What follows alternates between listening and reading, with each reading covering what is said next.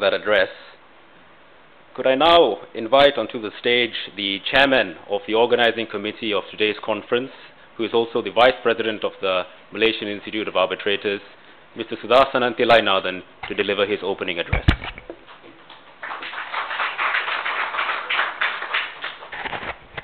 Very good morning to all of you.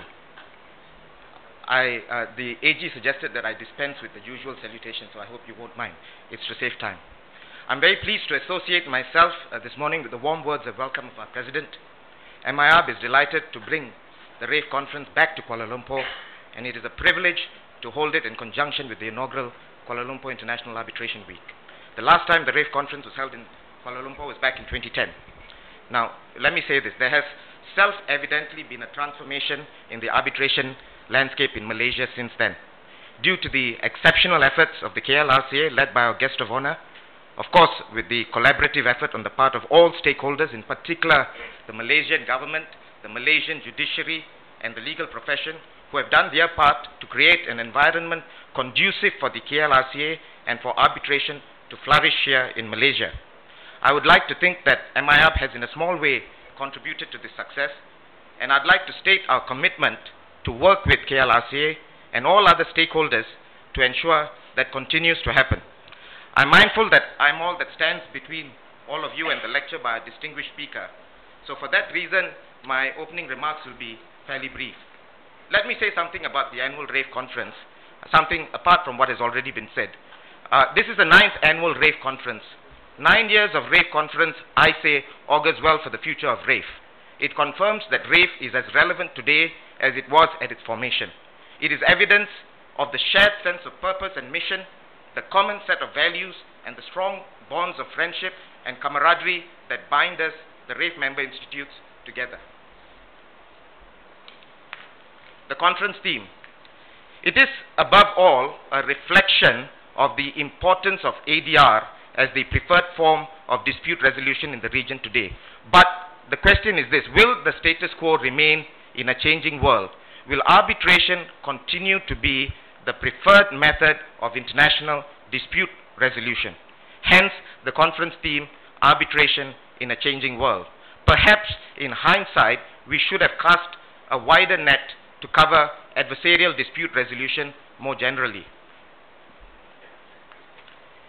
But coming back to that burning question, it was in 2012 at the ICA Congress in Singapore that we were told that we are in a golden age of international arbitration, one in which more cases than ever before have been committed by agreement of the parties to arbitration. In 2014, Singapore's Minister for Foreign Affairs and Minister of Law observed that there had been an increased preference for arbitration as a means of dispute resolution in the region, and commented that there was room for further growth driven by continued economic development in Asia. That would then appear to be the conventional wisdom. That is, that adversarial dispute resolution will continue to be preferred over more consensual forms of dispute resolution like mediation.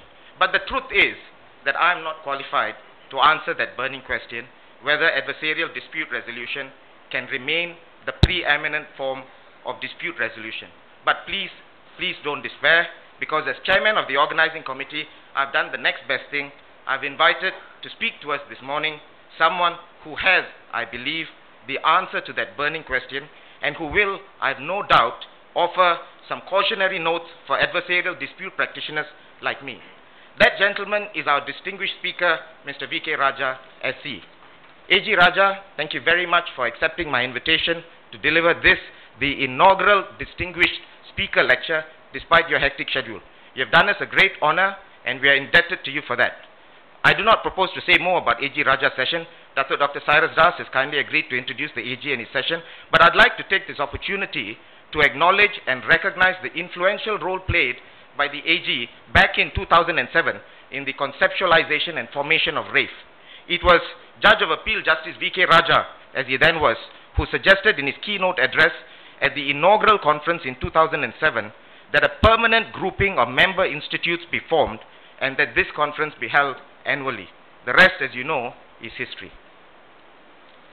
So that brings me to our second session for this morning, the roundtable discussion on can ASEAN prosper without an economic union.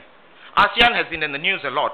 That is not just because Malaysia has assumed the ASEAN chair. ASEAN is in the news a lot because ASEAN is big news. ASEAN is one of the largest economic blocs in the world. As you heard, it is the third largest in Asia.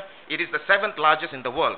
But, again, the burning question, can ASEAN grow even bigger and prosper even more? Now, ASEAN has been characterized by lofty rhetoric and ambitious visions. The ASEAN way has been one of loose intergovernmentalism, of operating by consensus, non-interference in members' internal affairs, flexible intergovernment decision-making, a weak central secretariat, a lack of precise binding rules, and weak enforcement. But ironically, this is what has kept a disparate membership together. But it has made for shallow integration and not deep integration. So the question then is, in a world where competition is fierce, in a world where size matters, can a loose ASEAN economic union match the US, the EU, China, and even India? We have a great panel to deal with the ASEAN experiment and to answer the question whether ASEAN can rise up to the competitive challenge and continue to grow and prosper in the coming years and decades. I've taken some time to talk about the ASEAN Roundtable session simply because there will be no introduction about the session before it starts, and because my firm, Shuklin & Bock, is very proud to be associated with the session and to sponsor it. I've tried, ladies and gentlemen, to be a little provocative in my opening remarks to stimulate debate and discussion this Saturday morning. We have three other excellent sessions which, due to time constraints, I'm unable to introduce in the same way that I've attempted to do with the first two sessions. A word of thanks to our sponsors. Well, thank you to our sponsors. I think you all know who they are. Again, in the interest of saving time, I'll not go through them one by one. But without them, this conference would not be possible. And I'd like you to join me, please, in giving them a round of applause.